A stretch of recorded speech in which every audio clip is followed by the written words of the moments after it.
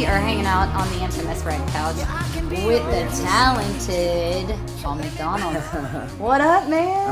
I'm hanging. We're so stoked to have you on. Thanks for having me. Style and all, man. Oh, I wish you guys man, could see these shoes. Yeah. Why don't you take them up to the These sky. bad boys Look up at there. that. Little snakeskin action, you know. Yes. Thank you for being here. You're on fire right now, and man. we love to get like the best of the best independents that we can find well, on cool. this red couch. Right on. Well, thanks for having me. Yeah, It's always man. fun, yeah. Yeah, so tell us, we'll jump right in. Tell us how you got to Nashville. Where are you from? Oh, gosh, let's Where'd see. the music start? All right, cool. I started off, I'm from Huntsville, Alabama, originally, which is pretty close to Nashville. Nice. I started a band in college. We kind of started touring around the Southeast, doing kind of opening runs for pretty cool bands and festivals, Bonnaroos, those kind of things. And from there, we were like, man, let's get out of town from Auburn and move up to Nashville because it's, you know, the original music scene in a college town isn't quite as cool as, you know, we were kind of big fish in a small pond back in those days. And we're like, let's move up here and get our, you know, get whipped up a little bit, you know, get checked. And yeah, we did. We had that band. It was a band called the Grand Magnolias, and we toured that for a few years and did some really cool stuff for that. And then I moved up to LA for a few years and kind of toured around, did a bunch of movie soundtracks and stuff like that. Went around the world with that band, and then then I moved back here about 3 years ago because I wanted to do a solo project. And this is kind of the first hurrah me being a solo artist in about 10 years. Yeah. So what's your most recent thing you've got out on your solo project? Well, I put out 2 songs. So the first one we did was a song called Call On Me, and then a song called Hold On. Lighting 100 here in town's been real cool about spinning that stuff. Dude, and we go through submissions all the time, and your voice is a rarity. So it's a breath of fresh air to hear. Well, that's cool, man. Everybody in town's been real nice. I love Nashville. You know, it's like, and the lighting folks have been real cool. When I first moved up here, I had a band called High Tide Blues, and we won their like Battle of the Bands thing, Music City Mayhem, and that's how we first got into the thing. Like Live on the Green, right? Yeah, I played Live on the Green in probably like 2000 and I don't know, a long time ago, man.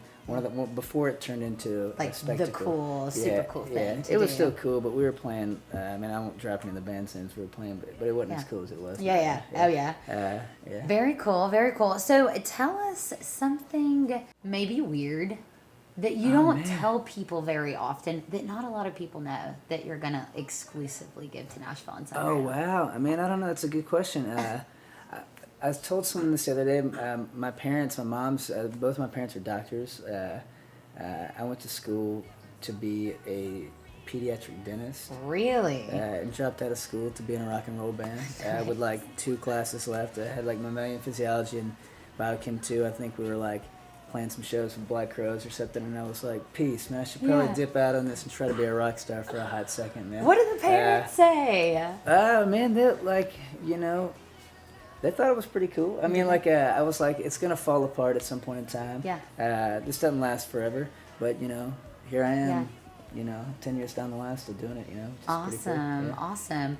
So you have been in the game for quite some time. You learned a lot of stuff along the way. I've learned a lot. Yeah, I've dealt with a whole lot of folks, So we've got a really cool segment. It's called WILD, WHYLD, which stands for What Have You Learned, Dude? Wow. So all right, in cool. all of this time that you've learned all of this stuff, what is like the single most valuable piece of information you could give to someone? The music business is crazy, man, and it goes up and down. You're cool and you're uncool, and it's like, and you can't let that kind of stuff affect you. As an artist, you're always trying to make the best art that you can make, the art that makes you feel internally satisfied, and when you start getting to a level, folks try to start pushing you and pulling you, and you know, I feel like the most important thing throughout, you know, your entire career is to stay kind of genuine and true to you, because they will try to push and pull you, and trends go like this, but if you stay like this and you're you, then like on occasion you'll hit and you'll be cool, and then you'll be uncool. You'll be like, you know, Robert Downey Jr., you know, you kind of come in and out, and you're like, oh shit, he's back with fucking Iron Man, cool, you know, it's like, but as fashion rotates, your coolness rotates. Yeah, you're out of fashion every so often, but like if you stay true, then like you're always in fashion. You can go to sleep at night going like, you know, the stuff I'm making is cool, and that's really all that matters. And you're and stay have a strong peer group. Group of friends that are doing cool stuff as well, and it's fun to see them get to do cool stuff, win trophies, and do all the things that they want to do, and that's a win in itself. So yeah, I mean, just make the music you want to make and don't care about the other stuff. Yeah, man. That, like, in this day and age with it's the industry of a playlist, instead of albums now. So absolutely. So discovering music is happening all the time, and I think people now gravitate toward authenticity and transparency, and that is cool in itself. For sure. Yeah, absolutely. That's always when an artist can kind of sniff out an artist pretty quick. Like when you're in a room with someone, it's like, all right, cool. Like we know, you can kind of see the reason why they're doing it. Yeah. And sometimes that stuff lasts, and then sometimes it's a quick thing, and you're hot for a second, and then you kind of burn. But if you kind of stay true and stick to your guns, at some point in time, you'll at least be cool a few times. Yeah. I read something in your bio that said that in LA, like, you had lost yourself, and what was the point where you realized that you lost yourself? And then how did you like lasso yourself back in? Man, I didn't completely lose myself, but I went out there.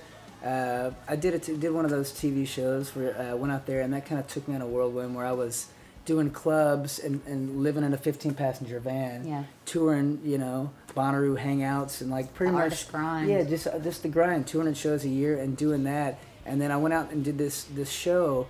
And it took me to a world of, like, all of a sudden Kate Hudson was showing up at my gigs. And I was like, what's going on here? Hey, girl, hey. It was just like, man, this is interesting. And then I met a girl out there, ended up getting married out there to an amazing girl.